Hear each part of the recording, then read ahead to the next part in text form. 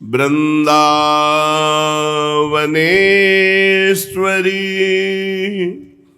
तवैव पदारविन्दम् प्रेमामृतैकमकरन्द रसौघपूर्णम् हृद्यर्पितं मधुपतेः स्मरतापमूग्रम्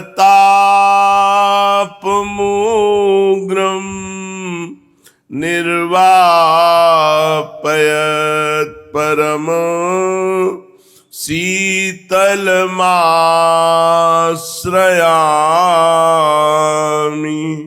निर्वापयत् परम शीतल माश्रयामि।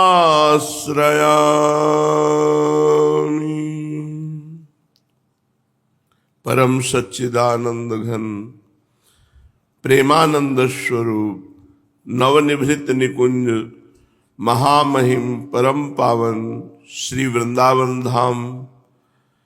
वृंदावन धाम के लाड़िले प्राणाराध्य प्राण प्रिय श्री युगल सरकार श्यामा श्याम समस्त सहचरी वृंद खग मृग पशु पंछी तरुलता श्री यमुना रस रानी रजरानी समस्त ब्रजवासी परिकर के चरणों में कोटिशाह प्रणाम कोटिशाह नमन नमस्कार।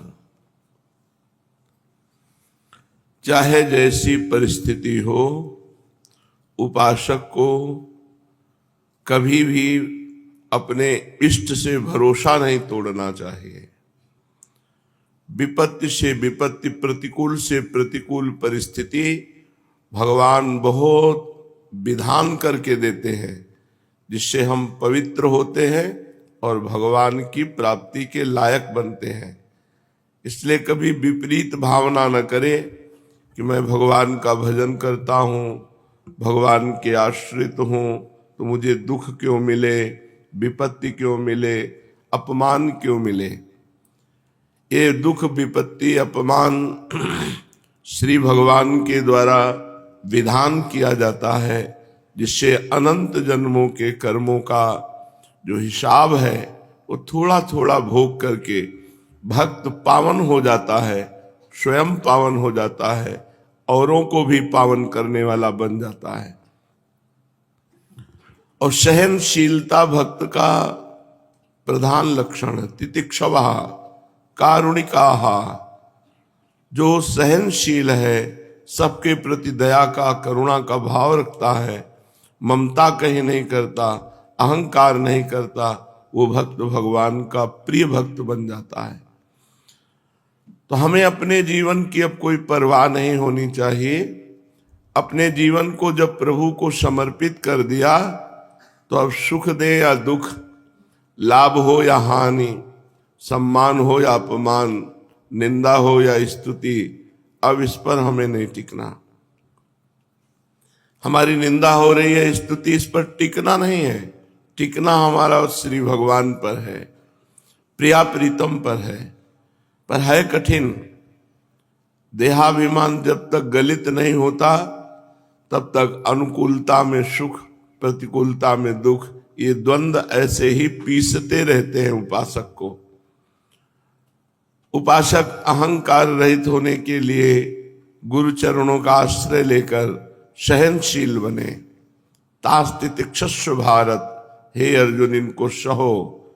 भगवान अगर चाहें तो सब मिटा सकते हैं बिना भोगे लेकिन भगवान सिद्धांत स्थापित करते हैं आगमा पाइनो अनित्यास तास्ति तिक्षस्व भारत।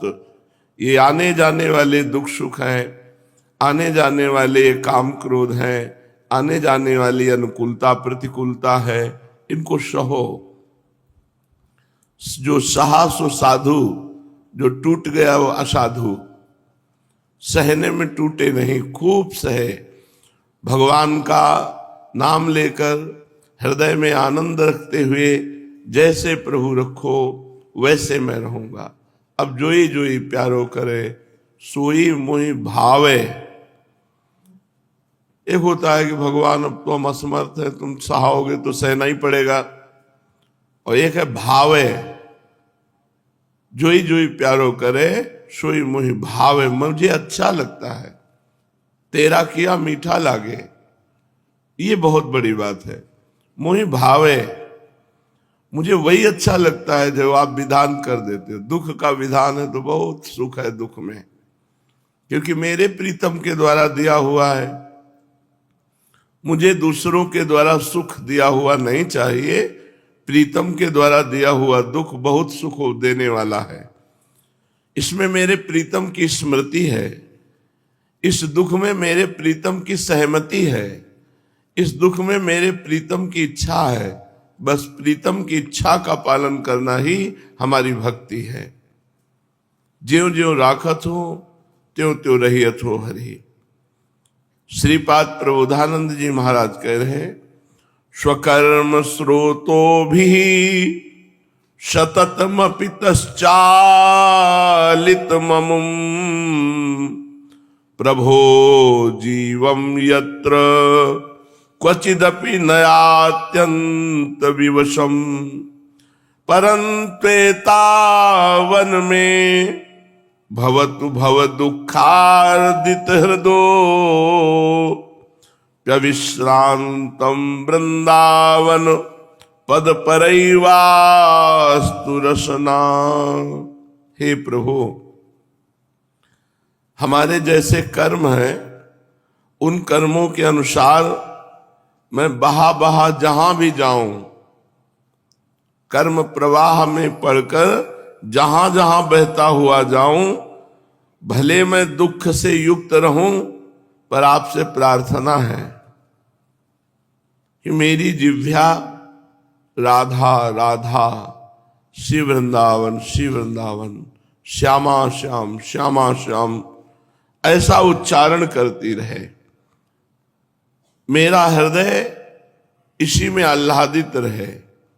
कर्म के अनुसार मैं जहां जहां जाऊं, भले दुख भोगूं, पर मेरी जिह्वा में राधा नाम हो, वृंदावन धाम हो, श्यामा श्याम हो, और बस मैं इसी बात में आनंदित रहूं, इस बात का मुझे सुख रहे कि भगवत स्मरण चल रहा है। ये खास बात है। कैसी भी दुख की परिस्थिति हो, कहीं भी देश देशांतर में हम रह रहे हों, यदि राधा राधा श्यामा श्याम श्यामा श्याम ऐसा नाम चल रहा है तो हमारा जीवन धन्य है। हम इसी में विश्राम माने, और यही विश्राम स्थिति है। भगवान का स्मरण चल रहा, ये सबसे बड़ी विश्राम स्थिति है। भगवान का विस्मरण हो गया तो चाहे हम परम धाम में हैं तो हमें भगवत विस्मरण है तो क्या लाभ मिल रहा है। इसलिए वृंदावन बस के इतनो बड़ो सयान, जुगल चरण के भजन बिन निमिष न दीजय जान। अगर वृंदावन धाम का अखंड वास मिल गया तो प्रयासरत रहो, प्रयत्न करो कि एक क्षण भी, एक श्वास भी प्रिया प्रीतम का स्मरण न छूटे। यही बात मांग रहे हैं कि मेरी पूर्ण प्रार्थना है, कर्म के प्रवाह में पड़कर जहां जहां जाऊं, चाहे जितना दुख भोगूं, पर आपका स्मरण न छूटे। हमारी जिह्वा से धाम नाम ये निरंतर चलता रहे। वृंदावन वृंदावन वृंदावन, राधा राधा राधा, श्यामा श्याम श्यामा श्याम श्यामा श्याम।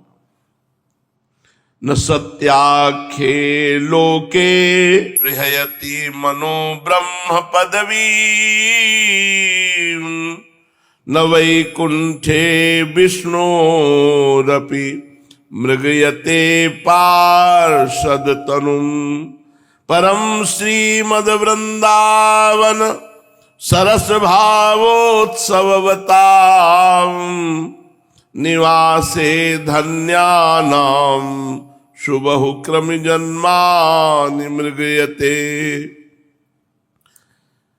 मेरे मन में ब्रह्मलोक जाने की इच्छा नहीं है, ब्रह्म पदवी परमेष्ठी पद प्राप्त करने की इच्छा नहीं है।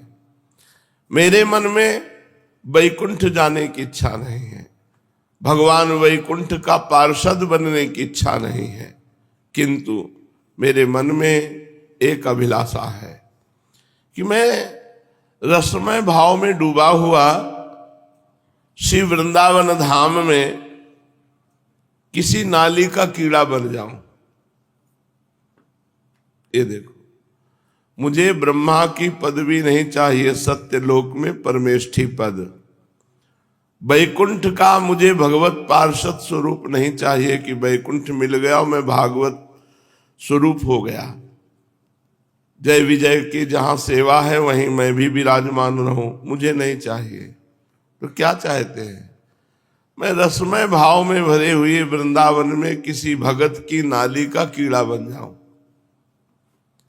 ऐसा भाग्यवान जो प्रिया प्रीतम के चिंतन में मगन है, उसकी नाली का कीड़ा बन जाऊं। क्या मिलेगा इससे? उसकी जूठन मिलेगी, उसका चरणामृत मिलेगा। जब नहाएगा तो चरणामृत मिलेगा, और जब थूकेगा, जूठे पात्र धोएगा तो उच्छिष्ट मिलेगा। इसी से हमको प्रियाजू की प्राप्ति हो जाएगी। कितनी अपार महिमा वृंदावन की है कि वृंदावन के नाली का कीड़ा बनना चाहते हैं उस घर का जिसमें प्रिया प्रीतम का भगत विराजमान हो, लेकिन उनको ब्रह्मा की पदवी नहीं चाहिए, वैकुंठ का पार्षद स्वरूप होकर वैकुंठ में रहना नहीं चाहिए। श्रीमद वृंदा विपिन कुसुमामोदवाही समीरो यस्मिन् देशे सरति तदवच्छिन्न कृष्णाप्लुतो वा। एषां वृंदावन मनुसकृत ग्रीवया सन्नतं वा तत्रैवास्तां मम खलु जनिर्हन्त तेषां गृहेऽपि। जहां तक वृंदावन के फूल की सुगंध जाती है और जहां तक वायु के स्पर्श से वृंदावन की यमुना जी का जल जाता है, वायु का स्पर्श करके कण लेकर, वहां तक तो हम वास कर सकते हैं। 84 कोश भूमि मान लो, जहां तक वृंदावन की सुगंध जा रही है पुष्प की, और जहां तक वृंदावन की यमुना जी का जल कण लेकर वायु प्रवाहित होता है, यहां तक वास कर सकता हूं। या इनमें जो वास करने वाले हैं, मैं सिर झुका करके याचना करता हूं कि उनके घरों में मुझे किसी रूप में जन्मा दें। ऐसों के घरों का मुझे कुत्ता बना दे, बिल्ली बना दे, कुछ भी बना दे, या मनुष्य बना दे। ऐसों के घरों में जन्म हो जहां तक वृंदावन की पुष्प की सुगंध जा रही है, जहां तक यमुना जी का जल कण जा रहा है। मेरी यही आशा है, इसके बाहर मेरा सानिध्य न हो। कितनी बड़ी वृंदावन के प्रति आसक्ति है, क्योंकि प्रिया प्रीतम का निज धाम है। श्री धाम वृंदावन में यदि आपको आने को मिला तो निश्चित मानो राधा किशोरी बहुत प्रसन्न है आप पर, तभी आप वृंदावन आ सकते हैं। वृंदावन आकर यदि नाम कीर्तन, गुण कीर्तन, सत्संग सुना, खूब भजन कर रहे, तो बहुत बड़ी कृपा। यहाँ का थोड़ा भजन बहुत बड़ा भजन होता है, यहाँ थोड़ा दान बहुत बड़ा दान माना जाता है। तो ये जो भजन कर रहे हो, ये जो दान कर रहे हो, इसका फल मांगो कि मुझे वृंदावन वास मिले, मुझे श्यामा श्याम के चरणों में प्रीति मिले। पूज्य श्री पंडित गया प्रसाद जी महाराज, लक्ष्य में पूरी दृढ़ता होए और सांसारिक कोई चाह न होए, तो अपने आप परमार्थ में आप आगे बढ़ते जाएंगे। लक्ष्य में पूरी दृढ़ता होए और सांसारिक कोई चाह न हो, अपने आप को और अपने पूरे वस्तुओं को भगवान की सेवा में अर्पण कर दे। अब हमारा कुछ नहीं, जो कुछ है सब भगवान का है और मैं भी भगवान का हूं। यदि पूरी सृष्टि में अपनों कोई न होए भगवान के सिवा, अपना कुछ नहीं है, ना कोई व्यक्ति है हमारा, न कोई वस्तु रह गई हमारी। जो हमारी वस्तु थी वो तो प्रभु को समर्पित हो गई। जो हमारे संबंधी थे वो सब प्रभु के संबंध में समा गए। हमारा कोई संबंधी नहीं, हमारी कोई वस्तु नहीं, केवल एक श्री भगवान ही हैं। तब समझे कि मैं भगवान के सन्मुख हो गया हूं। जो भगवान कहते हैं सन्मुख हो ही जीव मोहि जबहि, जन्म कोटि अघ नासो तब ही। जब जीव हमारी सन्मुखता ले लेता है तो करोड़ों जन्म के पाप उसके मैं नष्ट कर देता हूं। सन्मुख होए जीव मोहि जबहि, जन्म कोटि अघ, करोड़ों जन्मों के पाप नाश है तब ही। क्या सन्मुखता है? फिर सुन लो, भगवान की सन्मुखता क्या है? लक्ष्य में पूरी दृढ़ता होए, सांसारिक कोई चाह न होए, अपने आप को और अपनी पूरी सामग्री को भगवान को अर्पण कर दे। पूरी सृष्टि में अपने ताई कोई भी वस्तु व्यक्ति स्थान न हो, केवल श्री भगवान। तब समझे कि अब मेरो इनके प्रति सन्मुखता भई है। अब ही या मार्ग में प्रवेश नहीं माने जाएगो, अभी सन्मुखता भई है, प्रवेश नहीं माने जाएगो। प्रवेश तो तब होएगो जब कोई भगवत प्राप्त महापुरुष तुम्हारी बाह पकड़ लेगो। हाँ, ऐसी स्थिति जब बनेगी कि पूर्ण समर्पण और कोई महापुरुष तुम्हारी हाथ पकड़ लिया, तब प्रभु तुम चिंता ना करो, काहू न काहू संत के पास तुम्हें भेज देंगे, या काहू न काहू महापुरुष आके तुम्हारी बाह पकड़ लेगो।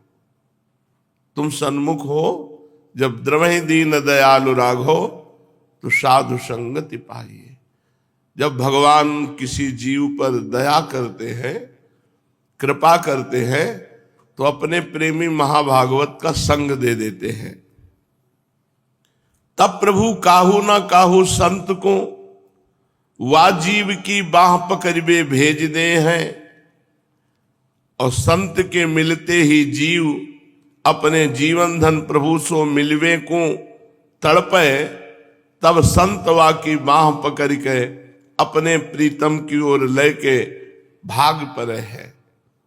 वह स्थिति में बड़ी द्रुत गति सो जीव को अध्यात्म मार्ग तय हो जाए, और वो संत गुरुदेव वा जीव को प्राणनाथ की परम सुखद गोद में जाए के बैठाए दे।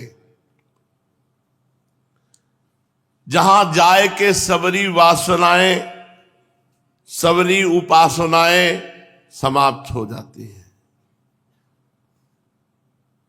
तो जो साधन करे पूर्ण लगन सो करे, आलस्य उपेक्षा एवं प्रमाद न छुई जाए, तो साधना फलीभूत होए। साधना का फलीभूत होए? किसी महापुरुष संत का सानिध्य प्राप्त हो जाए।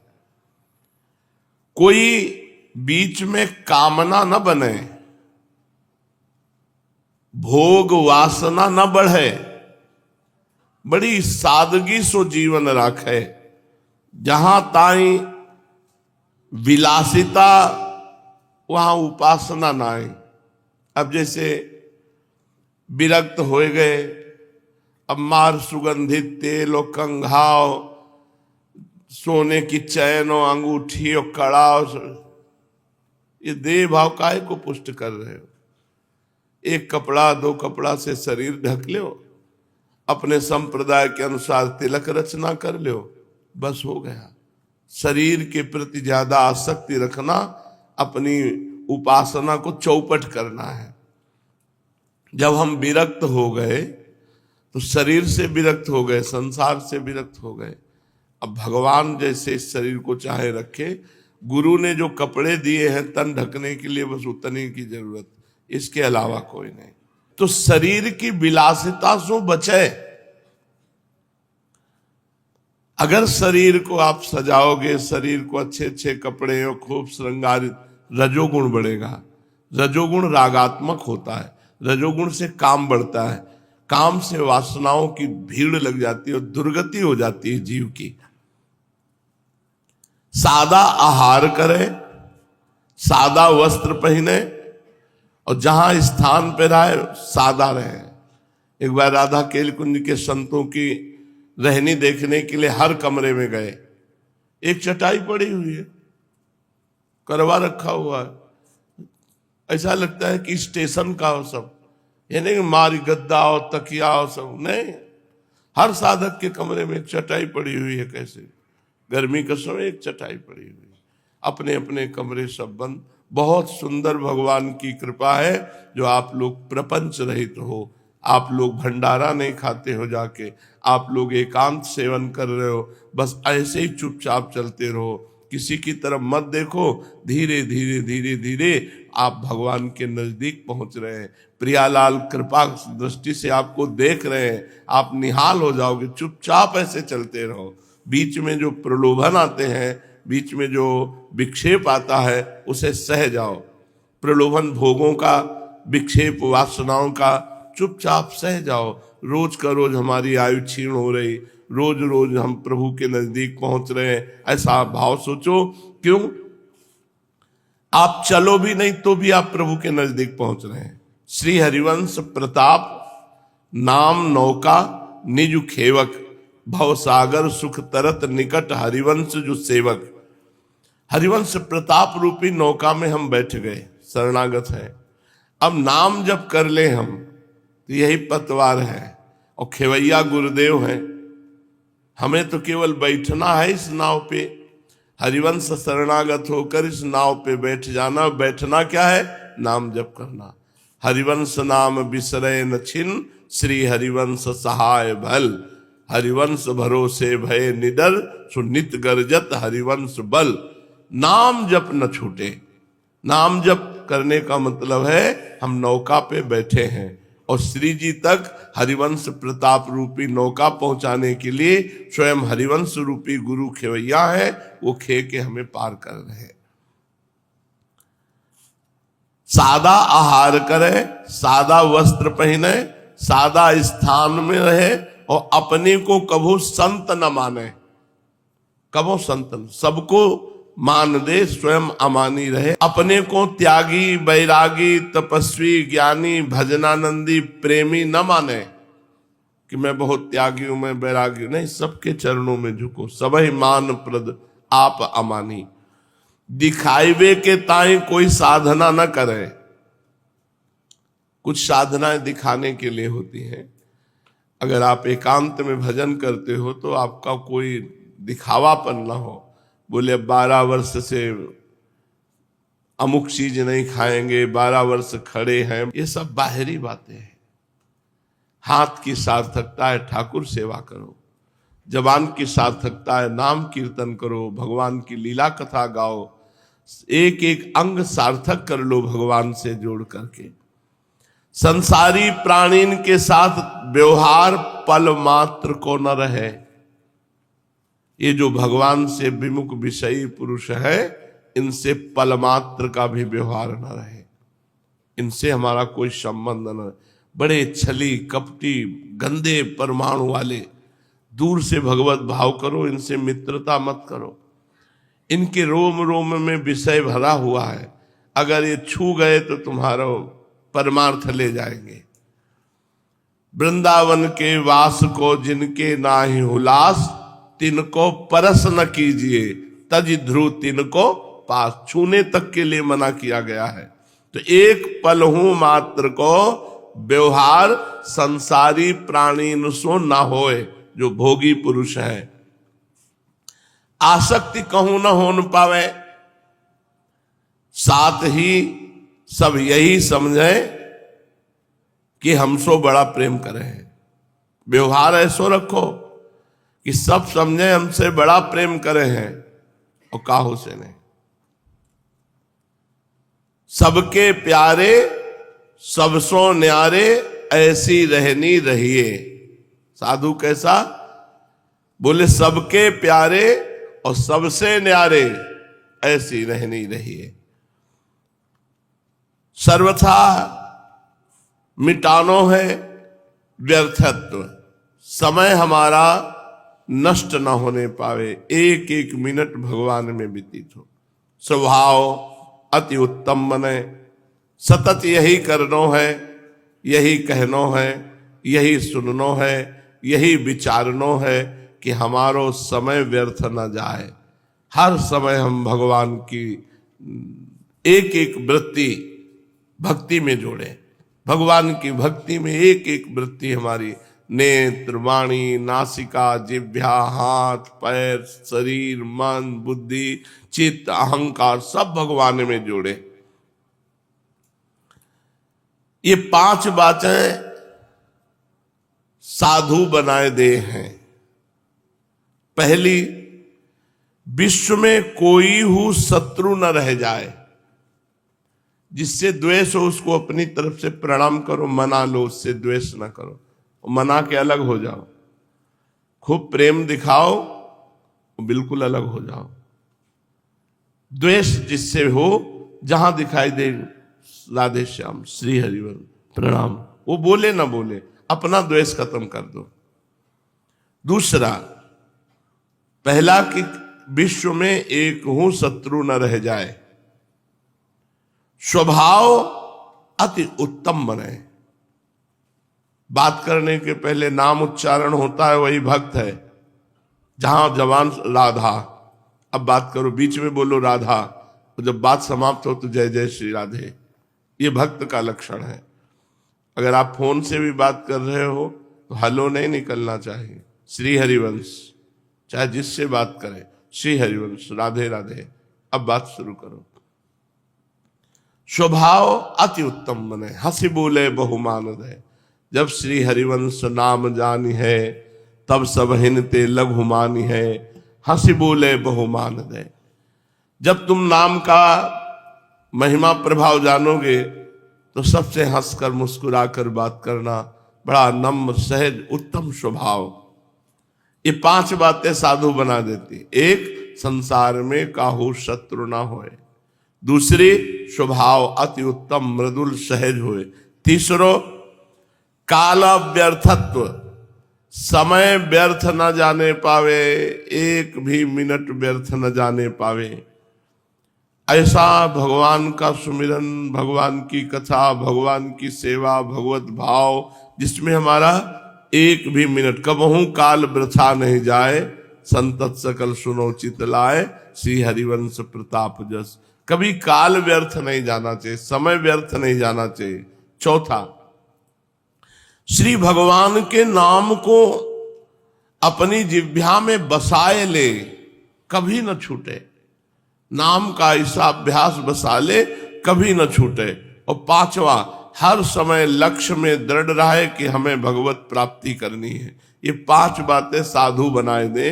पहली बात, पूरे संसार में एक हु शत्रु न रह जाए। दूसरी बात, स्वभाव अति उत्तम बने। तीसरी बात, हमारा एक मिनट भी भगवान से अलग ना हो, व्यर्थ न जाए। चौथी बात, निरंतर जिह्वा में नाम भगवान का सुमिरन रहे। 5वीं बात, ये याद रहे कि मेरा लक्ष्य है भगवत प्राप्ति। लक्ष्य भगवत प्राप्ति, तो हम कहीं भटकेंगे नहीं। हमें और कुछ नहीं चाहिए, श्री भगवान चाहिए। श्रीमद् भागवत महापुराण, भगवान श्री कृष्णचंद्र जी श्री उद्धव जी को उपदेश कर रहे हैं।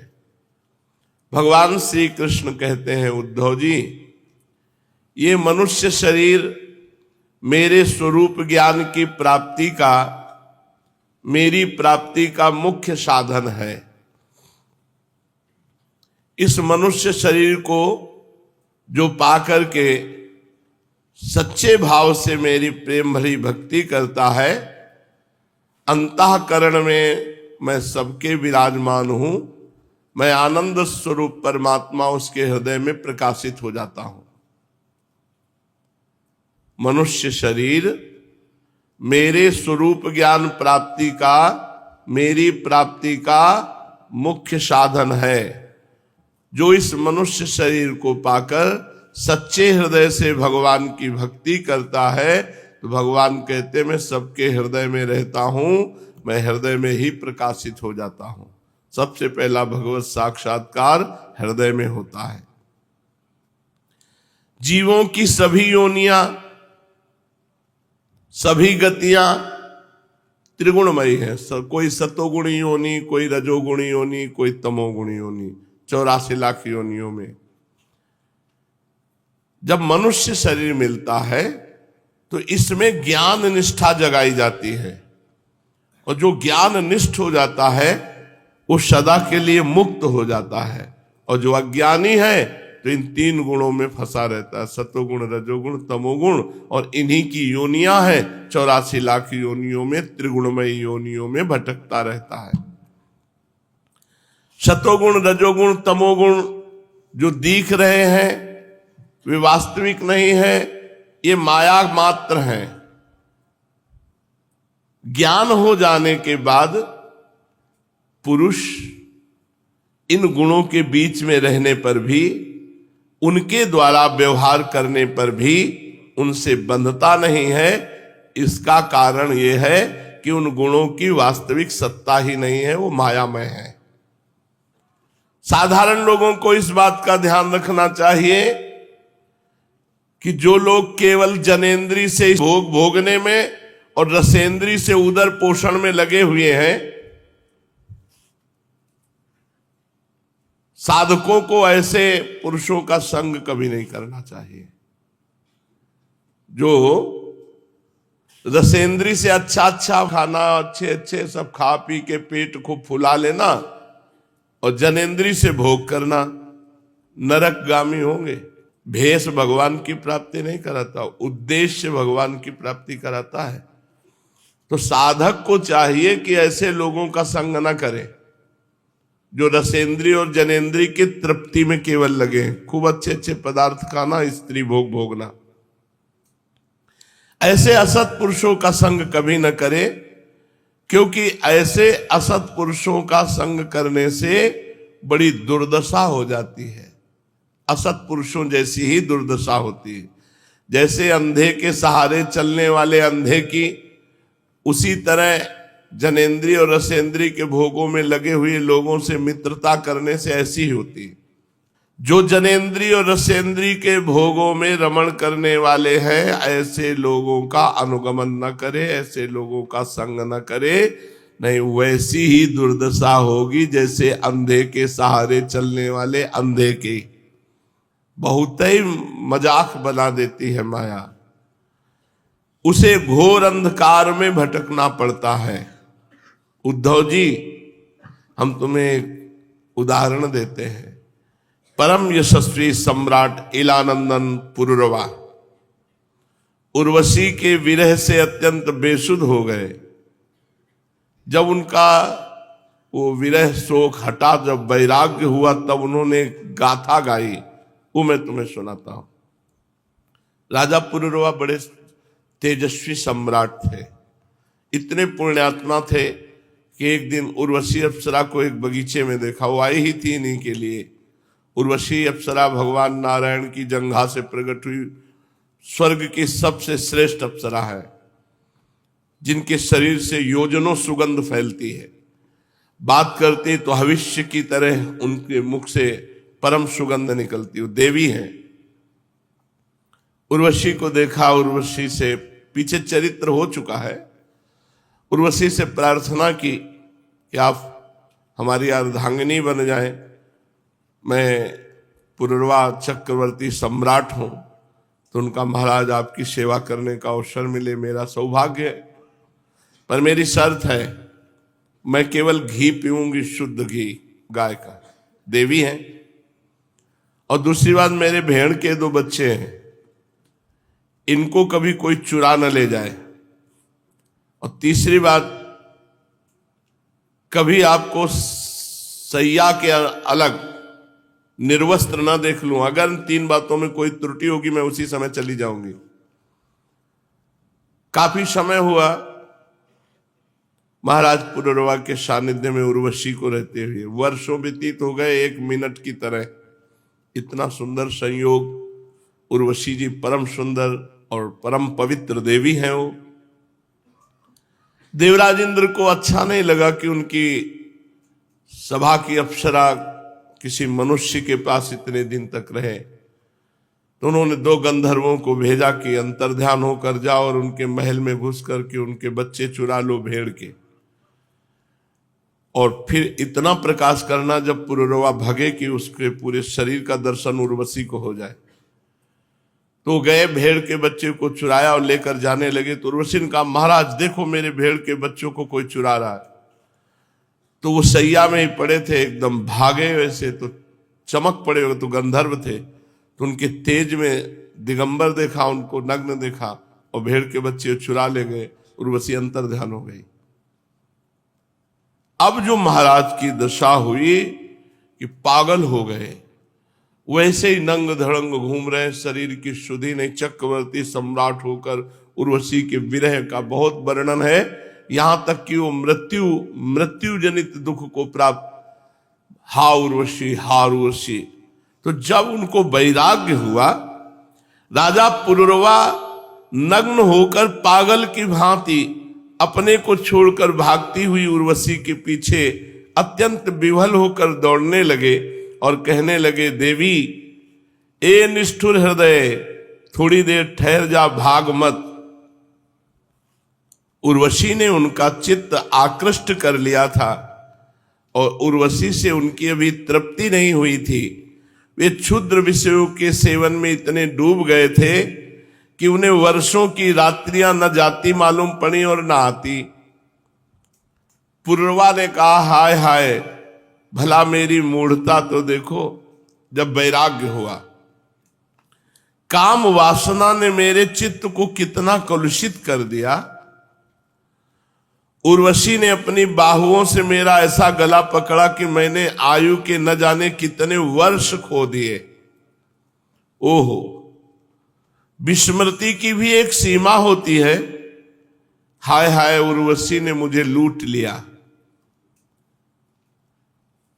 सूर्य अस्त हो गया या उदित हुआ, यह भी मुझे ज्ञान नहीं रहा उर्वशी की आसक्ति में। बड़े खेद की बात है कि बहुत से वर्षों के दिन पर दिन बीतते गए और मुझे मालूम तक न पड़ा। ओह, आश्चर्य है, मेरे मन में इतना मोह बढ़ गया जिसने नरदेव शिखामणि चक्रवर्ती सम्राट मुझ पुररवा को स्त्री का गुलाम बना दिया। देखो तो, मैं प्रजा को मर्यादा में रखने वाला सम्राट हूं, मुझे मेरे राजपाट को तिनके की तरह छोड़कर उर्वशी गई और मैं पागल हो गया। नंग धड़ंग रोता बिलखता उस स्त्री के पीछे दौड़ा। हाय हाय, ये मेरा कोई जीवन है? मैं गधे की तरह दुलत्तियां सहकर भी स्त्री के पीछे पीछे दौड़ रहा हूं, फिर भी मुझ में प्रभाव, तेज और स्वामित्व कहां? मैं अपने को सम्राट मानता हूं। पुररवा ने कहा, किम विद्या किम तपसा किम त्यागेन श्रुतेन वा किम विविक्तेन मौनेन स्त्रीभिर्यस्य मनोहृतम। जिसका मन स्त्री ने चुरा लिया उसकी विद्या व्यर्थ गई, तपस्या व्यर्थ हो गई, त्याग व्यर्थ हो गया, शास्त्र स्वाध्याय अभ्यास सब व्यर्थ हो गया। इसमें संदेह नहीं कि जिसका चित्त स्त्री ने चुरा लिया उसकी तपस्या, एकांत सेवन, मौन सब बेकार हो गया। मुझे अपनी ही हानि लाभ का पता नहीं चला। मैं अपने को बहुत बड़ा पंडित मानता था, ज्ञानी मानता था। अरे धिक्कार है मुझ मूर्ख को, एक स्त्री ने मेरे चित्त को चुरा लिया। मैं चक्रवर्ती सम्राट होकर गधे की तरह भोगों में फंस गया। मैं वर्षों तक उर्वशी के ओठों की मादक मदिरा पीता रहा, पर मेरी काम वासना तृप्त नहीं हुई। सच है, कहीं आहुतियों से अग्नि तृप्ति होती है, ऐसे कहीं भोगों से काम की तृप्ति होती है। उस कुलटा ने मेरा चित्त चुरा लिया। आत्माराम जीवन मुक्तों के स्वामी इंद्रियातीत भगवान को छोड़कर अब ऐसा कौन है जो मुझे उस उर्वशी के फंदे से निकाल सके। उर्वशी ने तो मुझे वैदिक सूत्रों के वचनों के द्वारा यथार्थ बात कहकर समझाया ही था, परंतु मेरी बुद्धि मारी गई। मेरे मन का वो भयंकर मोह तब भी नहीं मिटा। मेरी इंद्रियां मेरे हाथ से बाहर निकल गई और मैं समझता था कि मैं सम्राट हूं।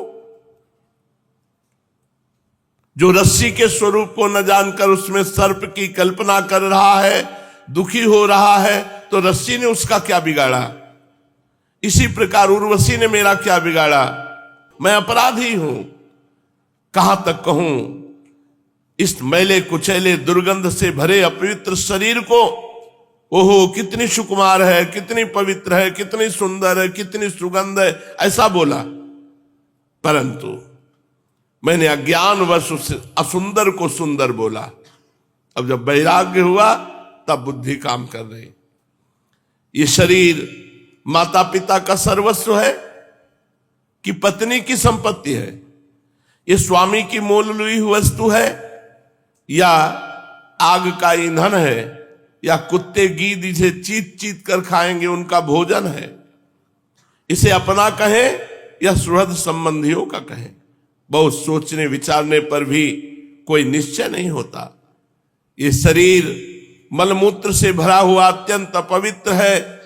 इसका अंत यह है कि पक्षी खाकर विष्ठा कर देंगे, इसके सड़ जाने पर इसमें कीड़े पड़ जाएंगे, जला देने पर ये राख का ढेर हो जाएगा, और ऐसे शरीर पर लोग लट्टू होते हो। ये शरीर त्वचा मांस रुधिर स्नायु मेदा मज्जा हड्डियों का ढेर है। ये मलमूत्र और पीप से भरा हुआ है। यदि मनुष्य इसमें रमता है तो मलमूत्र के कीड़े में और मनुष्य में क्या अंतर रहा। इसलिए अपनी भलाई समझने वाले विवेकी मनुष्य को चाहिए कि कामी स्त्रियों से और स्त्री लंपट कामी पुरुषों से बहुत दूर रहे, इनका संग न करे। इसलिए अपने कल्याणकामी भलाई पुरुष को चाहिए, जो अपना चाहता हो कि भलाई, उसको कामी स्त्रियों से और कामी पुरुषों से दूर रहना चाहिए। विषय और इंद्रियों के संयोग से ही मन में विकार होता है। इनका संग होते ही विकार आ जाएगा, अन्यथा विकार का कोई अवसर ही नहीं है। देखो, जो वस्तु कभी देखी नहीं गई, सुनी नहीं गई, उसके लिए मन में विकार नहीं होता। जो लोग विषयों के साथ इंद्रियों का संयोग नहीं होने देते, जो लोग विषयों के साथ इंद्रियों का संयोग नहीं होने देते, उनका मन धीरे धीरे शांत हो जाता है। मन कह रहा है ये भोग भोगे, बिल्कुल मत भोगो, तो धीरे धीरे शांत हो जाएगा।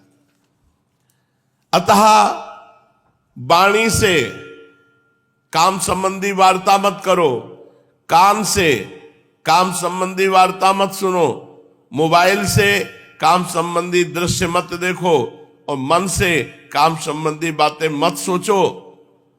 इंद्रियों से, स्त्री लंपटों से और स्त्रियों से बहुत दूरी बनाकर रखो अगर परमार्थ में चलना है, ऐसे कामी पुरुषों से।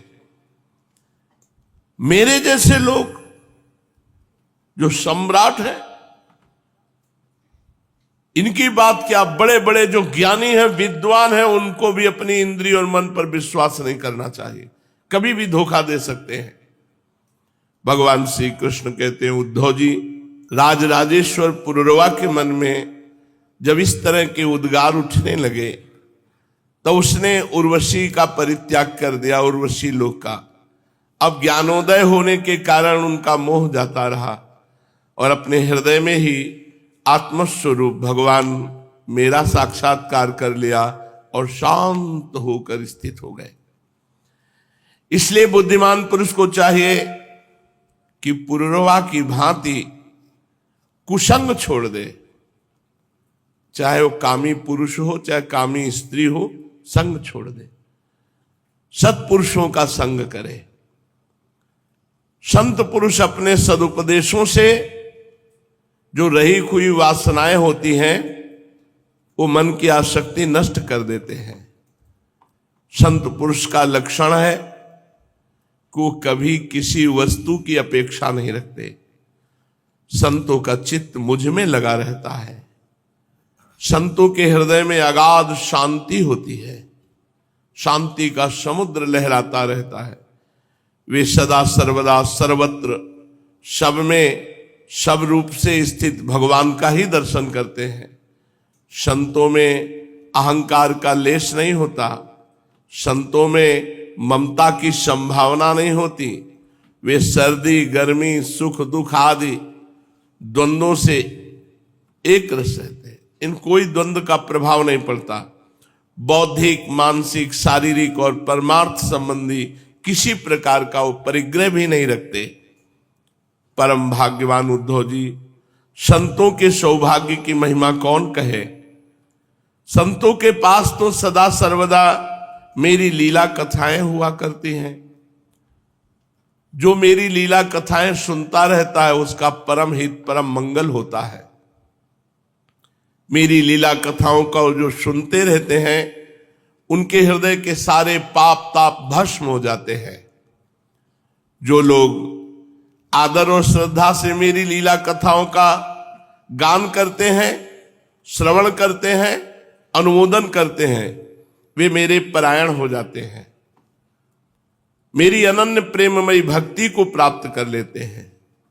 उद्धव जी, मैं अनंत अचिंत कल्याणमय गुणगणों का आश्रय हूं।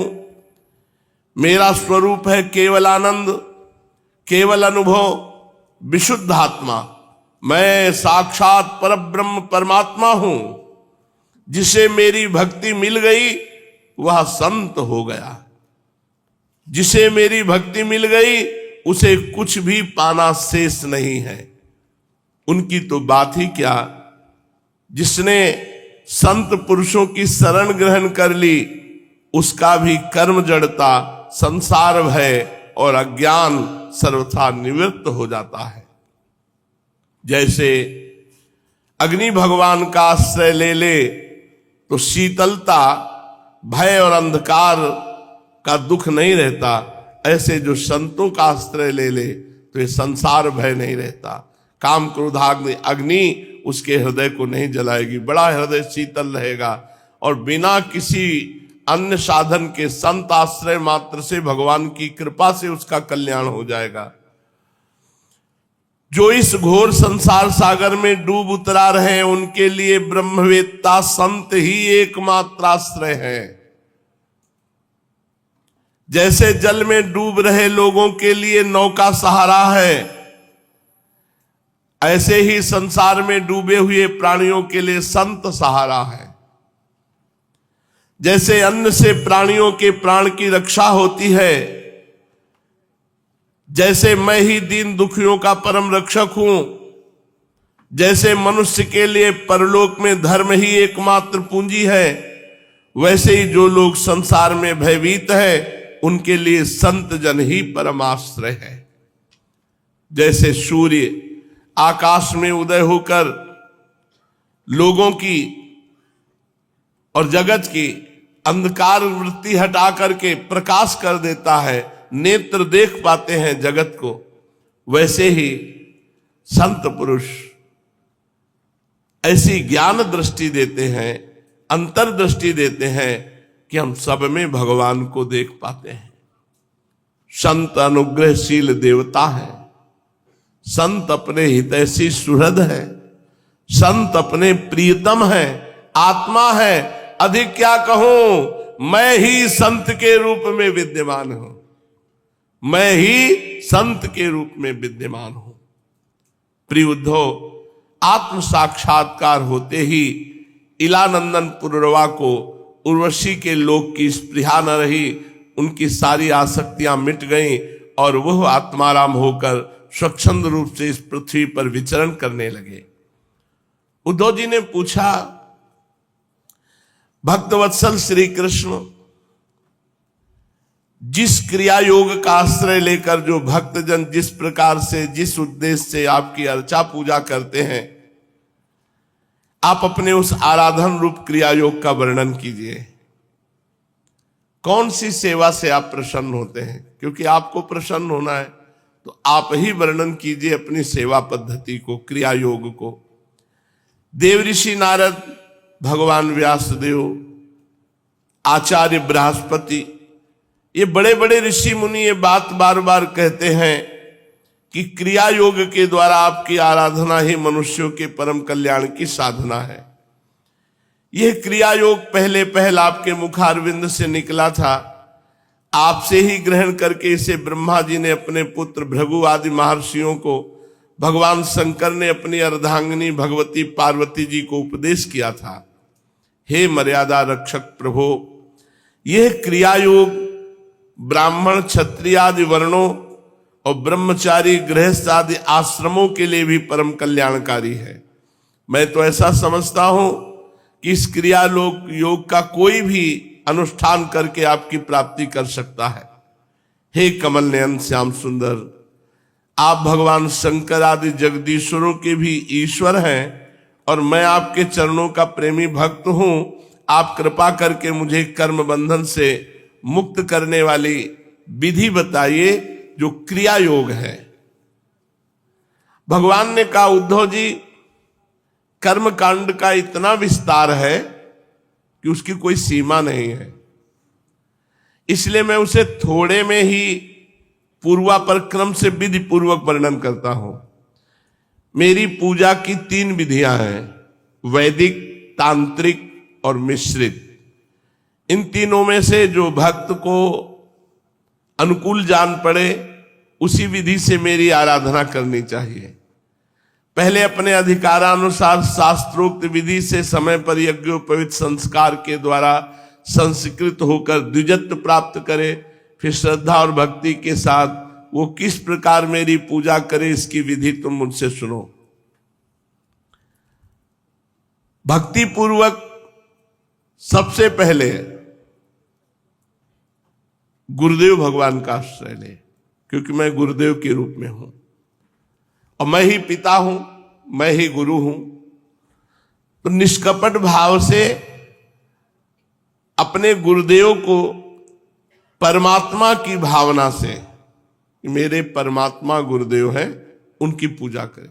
कोई भी पूजा करने के पहले गुरुदेव की आराधना करें। फिर समस्त सामग्रियों द्वारा मूर्ति में पूजा करें, भगवान के श्री विग्रह में, वेदी में, अग्नि में, सूर्य में, जल में, हृदय में, ब्राह्मण में, चाहे किसी में भी आराधना करें। उपासक को चाहिए कि प्रातः काल दतुवन करके पहले शरीर की शुद्धि के लिए स्नान करे, फिर वैदिक और तांत्रिक दोनों प्रकार के मंत्रों से मिट्टी और भस्म आदि का लेप करके पुनः स्नान करे। इसके पश्चात वेदोक्त संध्या वंदन आदि नित्य कर्म करे। उसके बाद मेरी आराधना का दृढ़ संकल्प करके वैदिक और तांत्रिक विधियों से कर्म बंधनों से छुड़ाने वाली मेरी पूजा करे। मेरी 8 प्रकार की मूर्ति होती है, पत्थर की, लकड़ी की, धातु की, मिट्टी की, चंदन की, चित्रमयी, बालुकामयी, मनोमयी, मणिमयी। चल और अचल भेद से 2 प्रकार की प्रतिमा ही मुझ भगवान का मंदिर है। उद्धव जी, अचल प्रतिमा के पूजन में प्रतिदिन आवाहन और विसर्जन नहीं करना चाहिए। चल प्रतिमा के संबंध में विकल्प है, चाहे करे और चाहे ना करे, परंतु बालुकामयी प्रतिमा में तो आवाहन और विसर्जन प्रतिदिन करना ही चाहिए। मिट्टी और चंदन की तथा चित्रमयी प्रतिमाओं को स्नान नहीं कराना चाहिए। जैसे छवि रखी है वैसे रुमाल ली, थोड़ा यमुना जल रुमाल में डाला और बस ऐसे पोंछ दिया। अगर स्नान कराओगे तो 2-4 दिन में अंतर ध्यान हो जाएंगे। तो कह रहे मिट्टी की, चंदन की, चित्रमयी प्रतिमाओं को स्नान न कराए, केवल मार्जन कर दे, और सब प्रतिमाओं को स्नान कराए। प्रसिद्ध प्रसिद्ध पदार्थों से प्रतिमा आदि में मेरी पूजा की जाती है, परंतु जो निष्काम भक्त है उनके लिए कोई विशेष सामग्री की बात नहीं। अनायास प्राप्त पदार्थों से और भावना मात्र से मेरी पूजा करें। समझो, भगवान कह रहे अनायास प्राप्त पदार्थों से, थोड़ी मिश्री रख ली या थोड़ी किशमिश रख ली और भावना की, कढ़ी चावल रोटी पकौड़ी ये वो जो जो भावना करो। यहां कह रहे हैं कि जो निष्काम भक्त हैं, विरक्त हैं, वो अनायास प्राप्त पदार्थों से भावना मात्र से मेरी पूजा करें।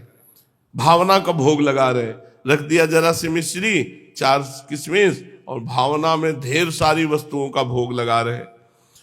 उद्धव जी स्नान वस्त्र आभूषण आदि तो पाषाण अथवा धातु की प्रतिमा के पूजन में ही उपयोगी हैं। बालुकामयी मूर्ति अथवा मिट्टी की वेदी में पूजा करनी हो तो उसमें मंत्रों के द्वारा अंग और उसके प्रधान देवताओं की यथास्थान पूजा करनी चाहिए। अग्नि में पूजा करनी हो तो घृत मिश्रित हवन सामग्रियों से आहुति देनी चाहिए।